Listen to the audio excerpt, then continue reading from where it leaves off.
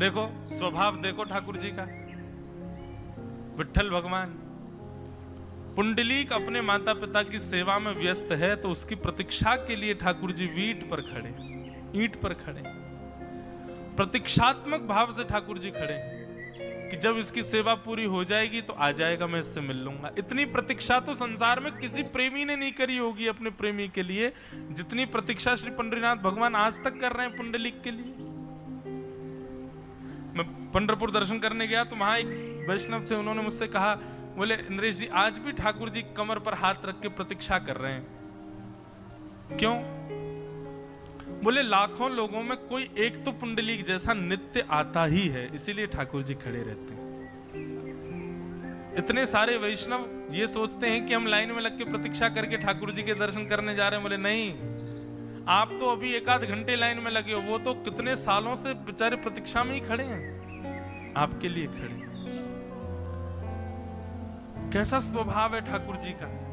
बंधुओं, भगवत भक्ति में कोई गुण आए ना आए, ठाकुर जी जैसे स्वभाव हमारा हो जाए, कितने सरल, कितने सहज, कितने दीन।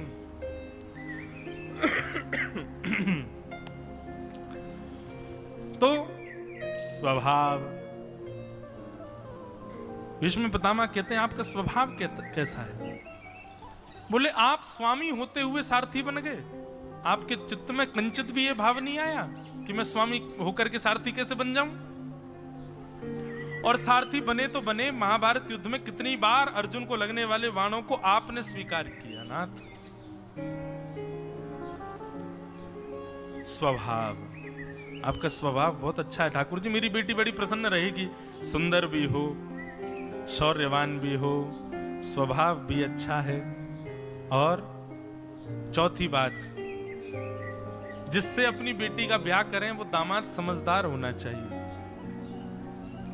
भीष्म पितामह बोले आप कह रहे हो ये बात कि आप समझदार हो कि नहीं?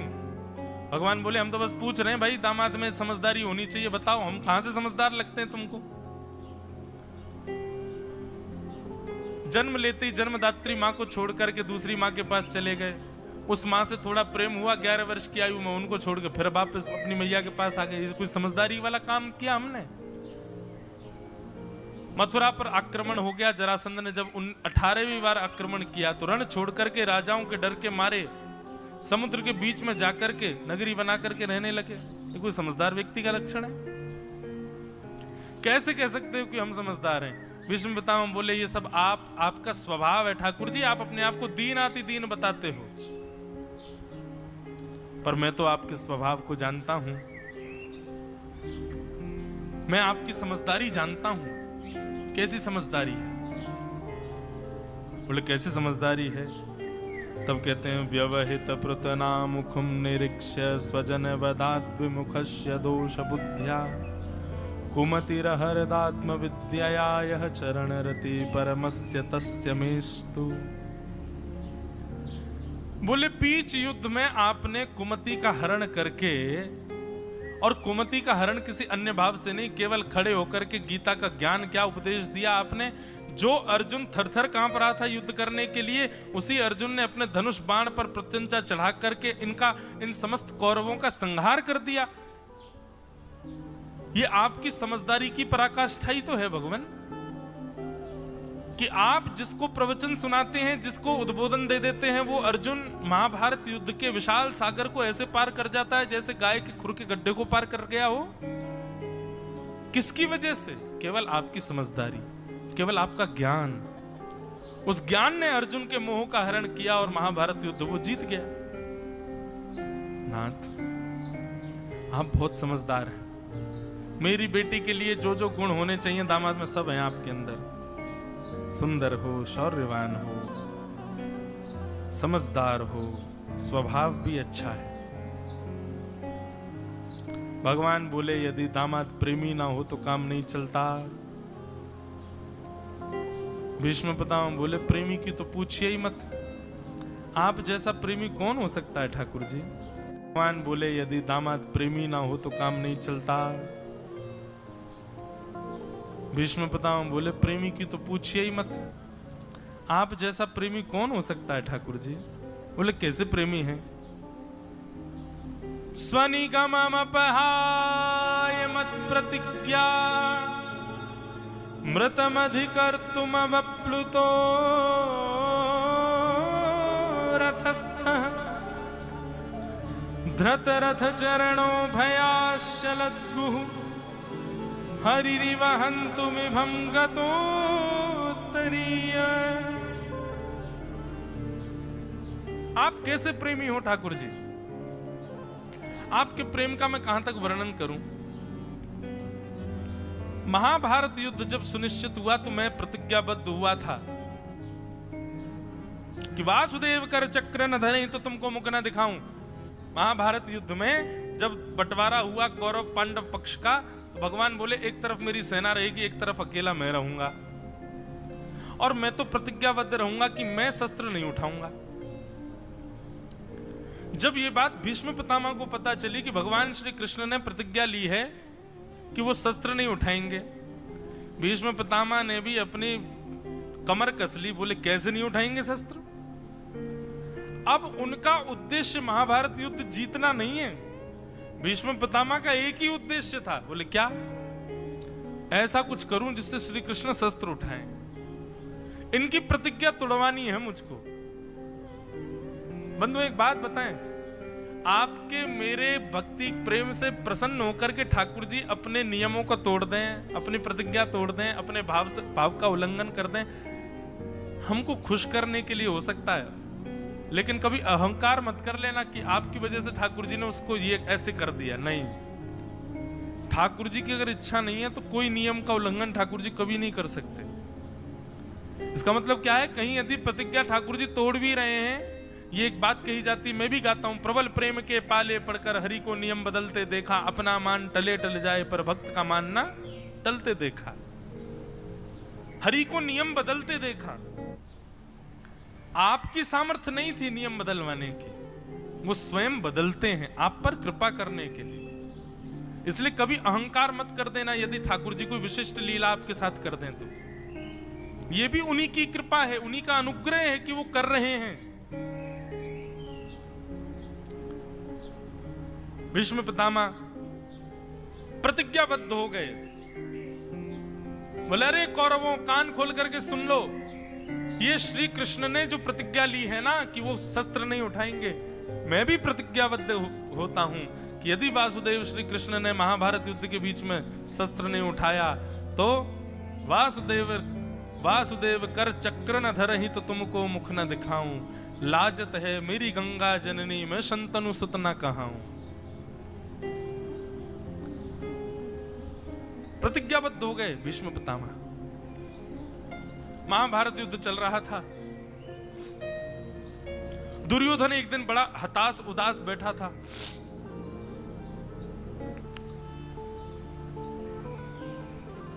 भीष्म पितामह ने जाकर के पूछा, दुर्योधन इतने उदास क्यों हो? बोले उदास इसलिए हूं कि मेरे पास सैन्य बल में कोई कमी नहीं है, मेरा सैन्य बल इतना प्रतिष्ठित है और इतने बलशाली लोग मेरे सेना में हैं कि अगर कोई सामने आ जाए तो वो बच ही नहीं सकता। ये पांडव अभी तक जीवित कैसे हैं? मुझे तो लगता है पितामह भीष्म आप हैं तो हमारे पक्ष में, लेकिन भला चाहते हैं आप पांडवों का हैं। ये बात जैसी दुर्योधन ने कही, भीष्म पितामह को गुस्सा आ गया, बोले तुम ऐसा कह भी कैसे सकते हो? भीष्म पितामह ने खूब बात की और बात के अंत में एक बात कह दी, बोले सुनो, कान खोल करके सुनो, तुम तब तक हारे हुए नहीं माने जाओगे जब तक तुम्हारी मृत्यु नहीं होगी। जाओ, मैं आज्ञा करता हूं, आज रात्रि की संध्योपासना के बाद जैसे ही मैं भजन करके उठूंगा अपने स्थान से, अपने आसन पर ही रहूंगा, अपनी पत्नी को कह देना उस काल में आ जाए और आकर के प्रणाम कर ले। मैं अपने हाथ में जल लेकर के अपने संपूर्ण जीवन में किए गए ब्रह्मचर्य का, अपने संपूर्ण जीवन में की गई त्रिकाल संध्याओं का, अपने संपूर्ण जीवन में किए गए धर्म बल का उसको आशीष प्रदान कर दूंगा। पतिव्रता भव, तुम्हारा पति कभी भी मरेगा नहीं, सौभाग्यवती भव, आशीर्वाद दे दूंगा। और तुम्हारी पत्नी को जब सौभाग्य का आशीष मिलेगा तो तुम अजर अमर हो जाओगे, नहीं हारोगे, नहीं मरोगे तो नहीं हारोगे, जीत जाओगे। भीष्म पितामह की बात सुनकर के दुर्योधन बड़े खुश हो गए, बोले सही में आप ऐसा आशीर्वाद दे देंगे तो आनंद ही आ जाएगा, मैं मरूंगा ही नहीं, मैं अजर अमर हो जाऊंगा, फिर तो जीत हमारी निश्चित है। भीष्म पितामह बोले अर्धरात्रि में भेज देना अपनी पत्नी को। मैं कहा करता हूं, लोग बाग कहते हैं धीरे बोलो, दीवारों के भी कान होते हैं, ये दीवारों के कान किसके कान हैं? ठाकुर जी के ही कान हैं। बात हो रही थी दुर्योधन और भीष्म पितामह के बीच में, लेकिन कान खड़े करके सुन रहे थे दूर से श्री कृष्ण। ठाकुर जी कैसे योद्धा, कभी कभी चिंतन करके देखो युद्ध में कैसे दिखते होंगे। यहाँ रथ भी चला रहे हैं, बाण कोई लग ना जाए उसका ध्यान भी रख रहे हैं, और वह कोने में क्या चर्चा चल रही है कान से वो भी सुन रहे हैं। अच्छा, भीष्म पितामह रात्रि में आशीर्वाद देने वाले हैं। देखो बंधुओं, यहां पर एक बात और प्रस्तुत होती है कि कर्तुम अकर्तुम अन्यथा कर्तुम समर्थ ईश्वर, सर्व समर्थ है भगवान। भगवान चाहे तो भीष्म पितामह के आशीर्वाद को नकार सकते हैं, लेकिन नहीं। ठाकुर जी कह रहे हैं भैया, संध्योपासन करने वाले एवं ठाकुर जी की आराधना करने वाले, ब्रह्मचर्य का पालन करने वाले के भाव में इतनी शक्ति आ जाती है कि ठाकुर जी को भी विचार करना पड़ेगा, उसके दिए हुए वरदान को मैं निष्कासित कर सकता हूं कि नहीं। अब महाराज जी बड़ी प्रसिद्ध कथा है बलि वामन कथा।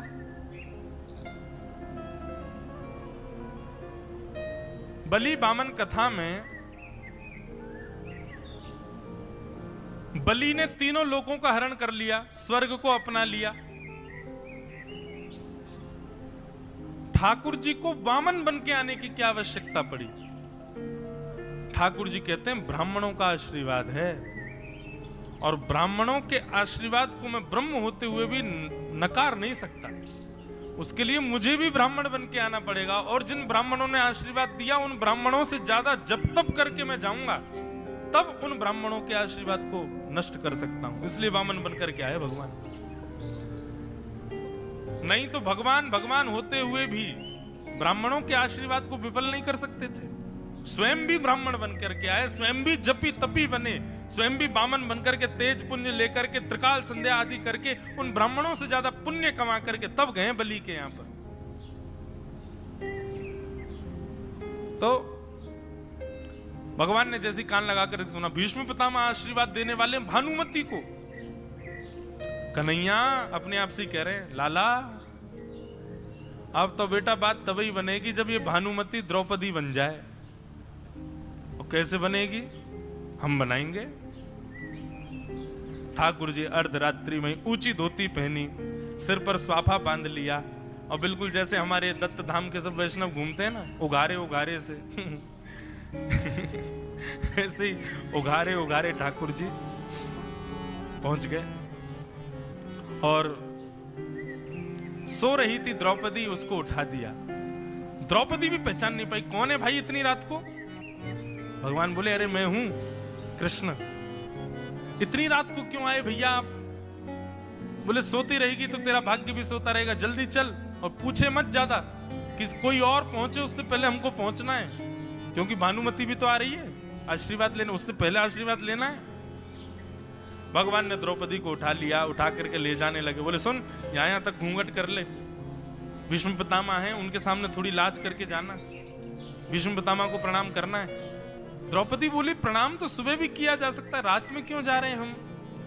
भगवान बोले, अभी जाना है तो पूछे मत, अब ज्यादा पूछ मत कर, क्या क्या करना है, क्यों जा रहे हैं, कहाँ क्या बात है, चली चल बस चुपचाप मेरे साथ। द्रौपदी और ठाकुर जी के बंधु, इनके दोनों के प्रेम की भी बड़ी अच्छी चर्चा है। दोनों बहन भैया हैं, बहुत प्रेमी हैं दोनों। ठाकुर जी ले गए द्रौपदी को, द्रौपदी को पहले ही पढ़ा समझा के भेजा। बोले सुन, बस कुछ करे चाहे नहीं करे, एक चीज का ध्यान रखियो। क्या? मौन जाना, प्रणाम करना, मौन आ जाना, एक शब्द भी बोल मत देना वहां पर, नहीं तो तू तो फंसेगी, तेरे से ज्यादा मैं फंसूंगा। द्रौपदी बोली ठीक है, मैं ध्यान रखूंगी। बोले ठीक है जाओ, और पूछे कौन आया साथ में तो कह देना हमारा नौकर आया है साथ में, गैयाओं का दूध काटता गोपाल भैया, ऐसा बता देना। ठीक है। द्रौपदी भीतर चली गई, भीष्म पितामह को जाकर के प्रणाम किया। भीष्म पितामह की संध्या वंदन पूर्ण हुई, जैसे ही नाम जब माला नीचे रख करके नेत्र खोल करके देखा, घूंघट करके द्रौपदी बैठी है। सोचा कि भानुमति आ गई है, अपने हाथ में जल लिया, अपने संपूर्ण जीवन का योग बल, अपने संपूर्ण जीवन के समस्त अर्जित पुण्यों को एकत्रित करते हुए द्रौपदी के सिर के ऊपर वो जल छोड़ करके, अखंड सौभाग्यवती भव, तुम्हारा भाग्य अखंड हो जाए, तुम्हारा सौभाग्य अखंड हो जाए, तुम्हारे पति अजर अमर हो जाए। द्रौपदी ने जैसे ही ये आशीर्वाद सुना, ठाकुर जी ने ये थोड़ी बताया था ये आशीर्वाद मिलेगा। द्रौपदी ने जैसे ही सुना अखंड सौभाग्यवती भव, मन में सोचने लगी सुबह सुबह होते ही यही लड़ते मेरे पतियों से, मेरे पतियों के पीछे धनुष बाण लेके भीष्म पितामह ही भागते हैं और मुझे आशीर्वाद दे रहे हैं अखंड सौभाग्यवती भव। तो जरा इनको कह तो दूं कि कल से नहीं करें ऐसा। तुरंत द्रौपदी ने अपना घूंघट ऊपर कर लिया, तो बोले पितामह भीष्म कल से 5 का ध्यान रखना, आप एक का भी बाल बांका नहीं होनी, खरोंच भी आई तो मैं आपके पास आऊंगी। आपने आशीर्वाद दिया है मुझे पता चला आप ही भागते हो 5 के पीछे धनुष बाण लेके और मुझे आशीर्वाद दे रहे हो खंड सौभाग्यवती भव। कैसे होंगी सौभाग्यवती? आप रहोगे तब तक तो सौभाग्यवती में हो नहीं सकती, इसलिए आशीर्वाद आपने दिया तो जिम्मेवारी भी आपकी है, 5 का ध्यान रखना। भीष्म पितामह तो निर्बाक हो गए, हाथ पांव कांपने लगे, बोले ये क्या हो गया, ये भानुमति द्रौपदी कैसे बन गई? द्रौपदी तू? मैंने तो भानुमति को बुलाया था, तुम कहां से आ गई? द्रौपदी चरणों में वंदन करके बोली भगवान मैं भी तो आपकी बहू हूं। अब द्रौपदी को लगा बोल तो मैंने दिया, अब खिसक लो यहां से। ठीक है दादा चलती हूं। प्रणाम करके जैसे ही जाने लगी भीष्म पितामह बोले रुको, ए द्रौपदी सुनो, मुझे एक बात बताओ, रात को तुम क्यों आशीर्वाद लेने आई मेरे पास? तुम दिन में आती हो, तुम भोजन के समय पर आ जाती हो, कभी कभी अन्य समय पर भी आ जाती हो, पर अर्धरात्रि में तुम मेरा आशीर्वाद लेने आई हो, और वो भी संयोग से मैं साधना में बैठा हूं और तुम साधना कक्ष में ही आई हो। इसका मतलब तो ये लगता है कि तुमको किसी ने भेजा है। द्रौपदी बोली नहीं नहीं, मुझे कौन भेजेगा, मैं किसी के भेजने पर नहीं आई, मैं खुद ही आई हूं, मेरे को मन हो रहा था आपसे आशीर्वाद लेने का। भीष्म पितामह ने थोड़ा गंभीर स्वर में पूछा सही सही बताओ किसने भेजा है तुमको, साथ कौन आया तुम्हारे, अकेले आई हो इतनी रात को? द्रौपदी बोली नहीं नहीं अकेली नहीं आई हूं, साथ में वो आया है नौकर हमारा। बोले कौन नौकर आया है? बोले गोपाल भैया। चल दिखा जरा, मुझे दिखा तेरा गोपाल भैया, इसको मैं देखूं। बाहर आकर के सिंह की तरह गर्जना करते हुए भीष्म पितामह चिल्ला करके बोले कहां है गोपाल भैया? जैसे ही भीष्म पितामह का स्वर सुना ठाकुर जी को 2 बार पटक लग गई वहीं पे। बोले फंस गए, अब मरे हम। जरूर इसने भीतर जाकर के मुंह खोल दिया है, फंस गए तो कोई दिक्कत नहीं है, भगवान बस इतनी कृपा हो कि ये इसको आशीर्वाद मिल गया हो। भगवान धीरे धीरे भीष्म पितामह के पास आ रहे, बोले धीरे धीरे क्या चलता है, जल्दी आ। ठाकुर जी जल्दी जल्दी आ गए, सिर पर स्वाफा बांध रखा था, रूप बदल के गए थे थोड़ा सा अपना। द्रौपदी को इशारा करके पूछते हैं आशीर्वाद मिल गया? द्रौपदी बोली हाँ आशीर्वाद तो मिल गया। तो फिर हो क्या गया? बोले मुंह खुल गया हमारा। बोले मना किया था, फिर क्यों बोली भीतर जाके? बोले अब आप ही निपटो इनसे, मैं चली सोने। द्रौपदी चली गई अकेली ठाकुर जी को छोड़ के। ए गोपाल भैया क्या करते हो तुम? बोले दूध काटता हूँ, गैया चराता हूँ, गौशाला में रहता हूँ। अच्छा पहले तो कभी देखा नहीं तुझको, इधर आ पास मेरे। और समीप बुला करके महाराज जो रूप बदल के आए थे थोड़ा सा हिला करके, और महाराज केश पर से पाग हटा करके, और जैसे ही रूप को असली रूप को देखा, आहा घुंघराले केश ठाकुर जी का, श्याम वपु, कोमल जैसे कमल नेत्र हैं ठाकुर जी के, ऐसी सुंदर नासिका, ओष्ठ अधरों के अद्भुत झांकी। भीष्म पितामह ने आज उस रूप का दर्शन किया जो शरद पूर्णिमा की रात्रि में गोपियों ने दर्शन किया है। ना कोई श्रृंगार है अंग पर, सामान्य से वस्त्र हैं ठाकुर जी के, केश खुले हुए हैं, कटाक्ष कमल जैसे नेत्र हैं ठाकुर जी के, मधुर मंद मंद मुस्कुरा रहे हैं, अपनी तिरछी कटाक्ष से इधर उधर देख रहे हैं। एक क्षण के लिए पितामह भीष्म के चित्त में ये भाव आ गया कि मैं भी एक गोपी हूं और ये श्याम सुंदर हैं, इनके साथ रास प्यार कर लूं।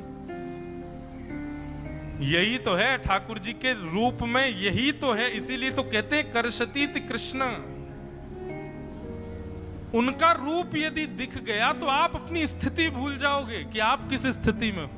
भीष्म पितामह बताओ ये भूल गए कि मैं भीष्म पितामह हूं, ये सोचने लगे मैं ब्रज की कोई गोपी हूं, इनके साथ रास विहार कर लूं।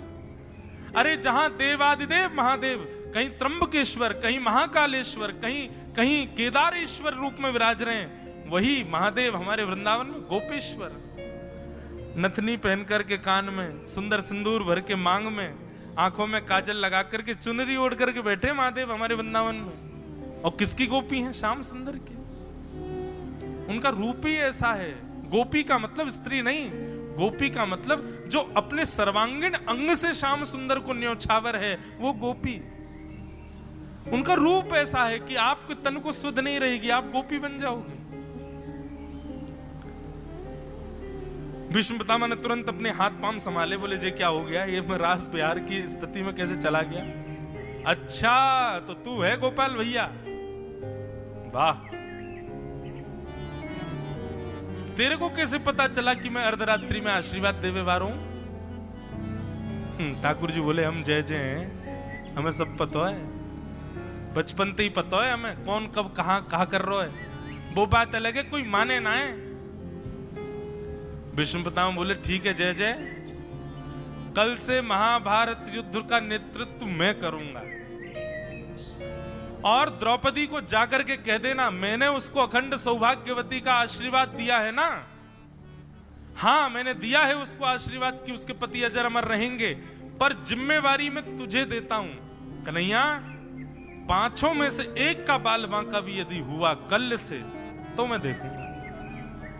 ठाकुर जी बोले ये ऐसा रूप क्यों धारण कर रहे हैं? भीष्म पितामह इतनी तेजी से क्यों बोल रहे हैं? भीष्म पितामह मनी मन मुस्कुरा रहे हैं, बोले मुझे मेरी प्रतिज्ञा याद आ गई, इनके हाथ में शस्त्र धारण करवाना है। और अगले दिन जैसे ही महाभारत युद्ध प्रारंभ हुआ, भीष्म पितामह महाराज, आज सुबह सबसे आगे रथ है भीष्म पितामह का, और भीष्म पितामह ने अपनी समस्त विद्याओं का प्रयोग कर दिया। महाराज चंद मिनटों के युद्ध में पांडवों की उतनी सेना खत्म हो गई जितनी कौरवों की 10 दिन में खत्म हुई थी, और मारने वाले कोई योद्धा नहीं, अकेले भीष्म पितामह। स्थिति यह आ गई थी कि अब युद्ध नहीं हो रहा था। पांडवों की सेना में सेना के लोग आपस में एक दूसरे को देखते तो कहते भागो, पितामह भीष्म आ रहे हैं। जब ऐसी स्थिति महाभारत युद्ध की भीष्म पितामह ने कर दी, तब एक जगह अपने रथ को केंद्रित करके अर्जुन को केंद्र में लेकर के प्रत्यंचा पर बाण चढ़ा करके अर्जुन पर बाण छोड़ने के लिए जिस मंत्र को अभिमंत्रित किया भीष्म पितामह ने, भगवान ने कान लगा करके सुना। वो ऐसा सूत्र मंत्र था कि वो सबको याद नहीं है। उस मंत्र का उच्चारण करके यदि बाण छोड़ा जाएगा तो रसातल में भी यदि चला जाएगा सामने वाला व्यक्ति, तो रसातल में जाकर के बाण उसका भेदन करेगा। मतलब बचने के लिए कोई स्थान ही नहीं है। भगवान बोले ये बाण यदि चल गया तो अर्जुन को मैं नहीं बचा पाऊंगा। अर्जुन है मेरो प्राण, मैं हूं अर्जुन को प्राण। तुरंत भगवान ने मन में विचार किया, अब तो भीष्म पितामह को कैसे भी रोकना पड़ेगा। दूर रथ का चक्का पड़ा था। भगवान एक रूप से तो देख रहे हैं भीष्म पितामह को, दूसरे रूप से देख रहे हैं उस रथ के चक्के को। तुरंत ठाकुर जी ने छलांग मारी है अपने रथ के ऊपर से। पृथ्वी कंपायमान होने लगी। पृथ्वी ठाकुर जी को माने संकेत कर रही है, भगवान अपनी प्रतीक्षा मत भूलिए, शस्त्र नहीं उठाऊंगा। भगवान ने अपने उत्तरीय को नीचे फेंक दिया, बोले शांत हो जाओ, देख नहीं रही हो, अर्जुन की रक्षा करनी है, भक्त की रक्षा करनी है, उसके लिए प्रतिज्ञा तोड़ूंगा मैं। 2 बार तो केवल धूल आई हाथ में, क्योंकि भीष्म पितामह की ओर देख रहे थे भगवान, कहीं बाण ना चला दे। तीसरे प्रयास में जैसे ही रथ का चक्का हाथ में आया, भगवान का रथांग पाणे रूप प्रकट हो गया। बोलो रथांग पाणे भगवान की। रथ का चक्का हाथ में ले लिया, प्रचंड स्वरूप श्री कृष्ण का महाभारत युद्ध के मध्य प्रकट हो गया। आकाश में बादल गर्जना करने लगे, पृथ्वी से एक विचित्र ध्वनि प्रकट होने लगी, मानो भगवान अपनी प्रतिज्ञा तोड़ रहे हैं, अब प्रलय आएगा। रथ का चक्का हाथ में उठा करके ठाकुर जी जैसे एक शेर झपटता है हाथी के ऊपर, ऐसे झपटे हैं भीष्म पितामह की ओर। जैसे ही दौड़ करके भगवान भीष्म पितामह की ओर आने लगे, भीष्म पितामह ने अपने धनुष बाण दोनों नीचे रख दिए, जोर से ताली बजाने लगे, जय हो जय हो जय हो। सब ताली बजाने लगे। भगवान रुक गए। भगवान बोले ताली क्यों बजा रहे हो? भीष्म पितामह बोले क्योंकि आप कहो मैं शस्त्र बिन भूमि हरहूं सब भार, तू हमको क्षत्रिय ना गिने बोले ही वचन विचार। आपने प्रतिज्ञा धारण की है कि बिना शस्त्र के महाभारत युद्ध करेंगे। देख लीजिए, अपने स्वरूप को देखिए, हाथ में आप रथ का चक्का लेकर के खड़े हैं। आइंदा कभी प्रतिज्ञा लो तो ये विचार कर लेना कि अकेले आप क्षत्रिय नहीं हो, भीष्म पितामह भी क्षत्रिय है। अब बताइए प्रतिज्ञा तोड़ने का क्या दंड मिलेगा आपको? भीष्म पितामह की बात सुनकर के भगवान मुस्कुराने लगे और कहने लगे, दार चक्र हरिहस पड़ो दियो उत्तर ब्रजराज, आज तजी प्रतिज्ञा मोरी मैं तोरी प्रतिज्ञा काज। आहा, रथ का चक्का दूर फेंक करके ठाकुर जी बैठ गए, जोर जोर से हंसने लगे। पितामह भीष्म बोले आप हंस क्यों रहे हो? बोले कि आपने प्रतिज्ञा धारण की थी कि यदि मैंने श्री कृष्ण के हाथ में मैंने शस्त्र धारण नहीं करवाया तो मेरी मृत्यु होगी, तो मैं किसी को अपना मुख नहीं दिखाऊंगा। मतलब पितामह भीष्म भी जानते हैं कि उनकी मृत्यु कैसे होने वाली है, रोम रोम में बाण लगेगा। भगवान बोले पितामह एक क्षण के लिए सब स्तब्ध हो गए, किसी को नहीं पता है। ठाकुर जी और पितामह के बीच में चर्चा चल रही। भगवान बोले पितामह आप भी जानते हैं आपकी मृत्यु कैसे होगी, प्रत्येक रोम छेदित जाएगा आपका, और यदि मैंने हाथ में शस्त्र नहीं उठाया तो आपने प्रतिज्ञा ली है कि आप चिट्ट गिरोगे, मुख नीचे को होगा, और यदि रोम रोम में बाण लगे होंगे, नीचे को मुख करके गिरोगे, तो अंतिम श्वास लेते समय जो आप मेरा दर्शन करना चाहते हो वो कैसे करोगे? अंतिम श्वास त्यागते समय जो आपकी अंतिम इच्छा है कि मैं ठाकुर जी को देखते हुए प्राण त्यागूं, यदि मैंने रथ का चक्का नहीं उठाया तो आपका मुख नीचे होगा, और मुख नीचे हुआ तो अंतिम क्षण में मेरा दर्शन नहीं कर पाओगे। इसलिए मैंने रथ का चक्का उठाया ताकि मैं अपनी प्रतिज्ञा तोड़ दूं, तुम्हारी प्रतिज्ञा बच जाए, और जब मृत्यु हो तो तुम सीधे गिरो ताकि जाते समय मेरा दर्शन कर सको। दार चक्र हरि हस पड़ो दियो उत्तर ब्रजराज, आज तजी प्रतिज्ञा मोरी मैं तोरी प्रतिज्ञा काज। तुम्हारी प्रतिज्ञा के लिए मैंने अपनी प्रतिज्ञा को तोड़ा। आज बाणों की सैया पर लेटे भीष्म पितामह के नेत्रों से अविरल धार बहने लगी। बोले नाथ, मैं 3 दिन तक अपने आप को बड़ा सौभाग्यशाली समझ रहा था। मैंने रथ का चक्का धारण करवा दिया, मैंने वरदान देकर के भी द्रौपदी और पांडवों को फंसा दिया, पर वास्तव में असलियत तो आज मुझे पता चल रही है। यदि उस समय आपने रथ का चक्का नहीं उठाया होता तो मेरी अंतिम इच्छा कैसे पूरी होती आपके दर्शन की? नाथ स्वनिगमम पहाय मत प्रतिज्ञा, मृतमधिकर्तुम वैप्लुतो रथस्थः, धृतरथ चरणो भयाश्चलद्गुः, हरिरिवहन्तु मिभं गतोत्तरीय, शितविशिखः तो विशीर्णदंशः, क्षतजिप रिप्लुत आततायिनो में। मैं बहुत बड़ा आतताई हूं, दुनिया आपको माला पहनाती है, मैंने बाणों की माला पहनाई आपको। प्रसभम विससार मद्वधार्थम सभवतु मे भगवान गते मुकुंद।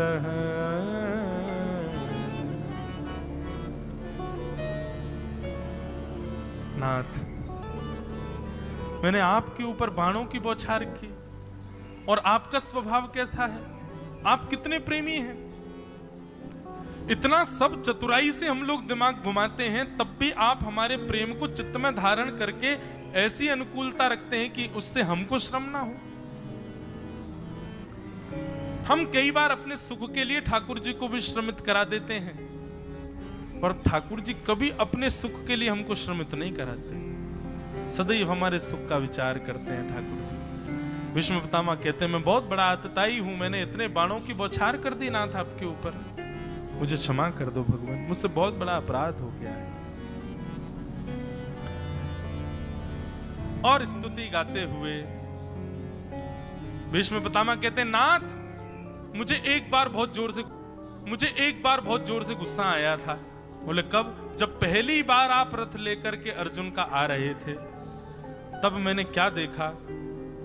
विजय रथ कुटुंब आता तोत्रे धृतः यरस्मिनि तच्छ्रिये क्षणीये भगवती रतिरस्तु मे मुमूर्षो यमिः निरीक्ष्य हतागता स्वरूपम। भीष्म पितामह कहते हैं, मैंने आपके ऐसे रूप का दर्शन किया जो किसी ने नहीं किया होगा। बोले क्या? बोले मुरलीधर श्याम या चतुर्भुज नारायण, इसका तो सब दर्शन करते हैं, पर मैंने कैसे ठाकुर जी देखे? बोले 10 घोड़ों की चाबुक पकड़ रखी है हाथ में, और एक भुजा में उन घोड़ों को सही राह दिखाने वाली एक छड़ी ले रखी है, और ठाकुर जी बैठे नहीं हैं, अधर हैं अपने स्थान पर, उस रस्सी के सहारे खड़े हुए हैं, अपने पैरों से आगे के एक भाग को दबा रखा है और अधर थोड़े से उठे हुए हैं, अपने रथ के उन 10 घोड़ों की रस्सी को खींच रहे हैं, हाथ में चाबुक लेकर के उन घोड़ों को दिशा निर्देशन दे रहे हैं। अत्यंत कोमल श्याम सुंदर, जिनको कमल की उपमा दी जाती है, नमः पंकज नाभाय नमः पंकज नाम मालिने, जिनके नेत्र भी पंकज हैं, कान भी पंकज हैं, चरण भी पंकज हैं, हाथ भी पंकज हैं, जो इतने कोमल हैं, वो बीच बीच में अपनी कोमलता का त्याग करके थोड़े से क्रोध में भर आते हैं। आपके घुंघराले केश पीछे की ओर घूम रहे हैं, आपके मुख पर आ रहे प्रश्वेत के बिंदुओं से जाकर के घोड़ों की चरणों से उठने वाली धूल चिपक करके सुशोभित हो रही है। बीच बीच में आप अपनी भुजा से उस धूल को हटाते हैं नाथ। वो रूप मैंने देखा आपका, मुझे क्रोध तो बहुत आया था अर्जुन के ऊपर कि मेरे ठाकुर जी के हाथ में इसने चाबुक पकड़ा दी, इसने घोड़ों की नाल पकड़ा दी। ठाकुर जी विश्वास मानो तो आपके हाथ में चक्र धारण कराने की प्रतिज्ञा मैंने आपके उस रूप को देख करके की थी कि पूरे महाभारत युद्ध में ठाकुर जी यदि चक्र के साथ में नहीं आए तो ये महाभारत 56 भोग तो बन गया, लेकिन तुलसी नहीं पधराई है। ठाकुर जी तो आ गए, लेकिन अपने सुदर्शन चक्र के बिना यदि आए तो महाभारत युद्ध पूर्ण कैसे होगा? वास्तव में ठाकुर जी आपके उस रूप को देख करके मैं प्रसन्न भी बहुत था, क्योंकि आप बड़े सुंदर लग रहे थे, पर मेरी प्रतिज्ञा भी हुई थी कि मैं ठाकुर जी के हाथ में शस्त्र धारण कराऊंगा और चक्र ही धारण कराऊंगा। हाँ, और आपने शस्त्र धारण करके चक्र धारण करके मेरी मनवांछित इच्छा को पूरी किया। भीष्म पितामह कहते वहां बड़ी तलवारें पड़ी थी, बड़े धनुष पड़े थे, आप चाहते तो अर्जुन का गांडीव धनुष भी ले सकते थे मुझ पर प्रहार करने के लिए, आपको इतना दौड़ना भी नहीं पड़ता, उसी रथ से ही बाण छोड़ देते, मुझे आके लग जाता। लेकिन आप रथ से कूदे रथ के चक्के की ओर, इसका मतलब क्या है? मैं आपको सुदर्शन चक्र के साथ देखना चाहता था, इसीलिए आप चक्र लेने के लिए दौड़े। बहुत सुंदर स्तुति है भीष्म पितामह की। विजय रथ कुटुंब आत तोत्रे धृत है रश्मिन तच्छ्रिये क्षणीये भगवती रतिरस्तु में मुमुर्षो यमी ही निरीक्ष गता हता स्वरूपम। फिर से रति शब्द आया, रतिरस्तु में मुमुर्षो। इस प्रकार भीष्म पितामह भगवान की सुंदर स्तुति गा रहे हैं। अब आगे वृंदावन का स्मरण करेंगे ठाकुर जी। ललित गति विलास बल गुहास प्रणय निरीक्षण कल्पितो रुमान कृतमनुकृतवत्य उन्मदान्धा प्रकृति मिगन किल यस्य गोपबद्ध्व ठाकुर जी मैंने आपके सब रूप देखे हैं, लेकिन मुझे तो वो वाला रूप देखना है। कौन सा रूप? जिस गति से, जिस चाल से आप वृंदावन में भ्रमण करते हैं नाथ, मुझे तो आपका वो रूप देखना है। बताओ, यहाँ भीष्म पितामह भी वृंदावन चंद के उपासी बन गए। और ये एक बार महाराज जी मंडी हिमाचल प्रदेश में कथा थी, और वहां सौभाग्य ऐसा मिला कि सुबह मैं भागवत करता था, शाम को उसी मंच पे पूज्य श्री मलुकपीठ वाले महाराज जी भक्तमाल करते थे। हम दोनों एक ही जगह रुके, तो महाराज जी रात में 2-2 बजे तक पढ़ाते थे मुझको। तब उन्होंने एक भाव पढ़ाया था, ललित गति विलास बल गुहास प्रणय निरीक्षण कल्पितो रुमान। महाराज जी ने समझाया कि ये भीष्म पितामह की स्तुति का अंतिम भाव है। अब भीष्म पितामह अपनी स्तुति विराम कर रहे हैं और बोले, हमारे शास्त्र क्या करते हैं, अंते यामति सा गति, अंत में जिसका चिंतन करो अगले जन्म में वही मिल जाता है। इसका मतलब भीष्म पितामह मुक्ति की इच्छा नहीं रख रहे हैं, अंतिम क्षण में वृंदावन का स्मरण करके मानो ठाकुर जी से कह रहे हैं कि अब मुझे वृंदावन भेज दो ठाकुर जी। यहाँ प्राण त्याग करके मैं वहां जाना चाहता हूं। कहां जाना चाहता हूं? जहां आप इस रूप में रहते हैं। कैसे रूप में? ललित गति विलास वल गुहास प्रणय निरीक्षण कल्पितो रुमान कृतमनुकृतवत्य उन्मदांध। आहा, ये कितना सुंदर अर्थ है इसका महाराज जी। कृतमनुकृतवत्य उन्मदांध प्रकृति मगन किले यस्य गोपवध्व। जहां आप अपनी इच्छा से कुछ नहीं करते। रसखान कहते हैं, छचिया भरी छाछ पे नाच नचायो। रसखान जो कहते हैं वही भाव है। बोले कि आप अपनी इच्छा से वृंदावन में कुछ नहीं करते। सब ब्रजवासी मिलकर के आपको नचाते हैं तो आप नाचते हो, ब्रजवासी आपको तैयार करते हैं आप तैयार होते हो, ब्रजवासी खिलाते हैं तो आप खाते हो, ब्रजवासी सुलाते हैं तो आप सो जाते हो। जहां पर आप खुद कुछ नहीं करते, ब्रजवासियों के अधीन रहकर के सब लीला करते हैं। एक बार उस वृंदावन का दर्शन मुझको हो जाए, ऐसी मुझ पर कृपा कर दो।